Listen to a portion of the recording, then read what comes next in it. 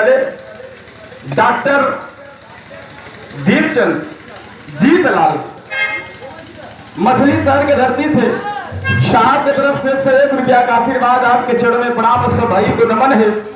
और ये देखे मेरे माँ विंध्यवासिनी के आंचल से चल कर आए हुए कलाकारों को बड़ा सम्मान देते हैं। हमारे धर्म के बड़े भैया आप पप्पू यादव सेठ जी, शेर खागली मिर्जापुर से आपके तरफ से 251 रुपए का आशीर्वाद आपके चरणों में प्रणाम सब भाई के नमन हो।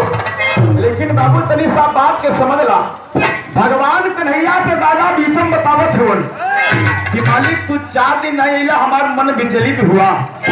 मन विचलित भाई हम 4 सपना सुनली। आप लोग गौर करें कि हमारा पूरा प्रयास और कबो कबो कलाकार मंच से दावा करेलन, लेकिन हम गलत मनीला। गीत में प्रयास हो कि ये गीत के हम गा के जाओ, अगले साल फिर हम लोग कजरी महोत्सव में आओ तो आप लोग जरूर हमसे पूछवा। भगवान कन्हैया के सामने दादा बतौलन पहली रात का पहला सपना का बेटा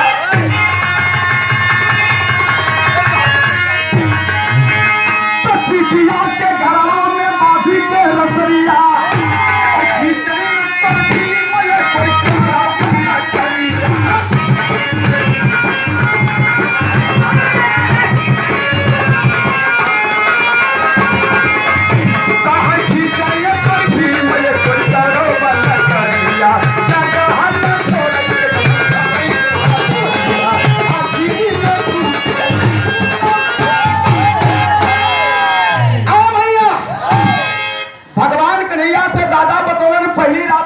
सपना के आया मालिक एक है चिऊटी हम चिऊटी के गले में मोटवारा रस्सी बनल हम, रस्सिया के एक तरफ भीम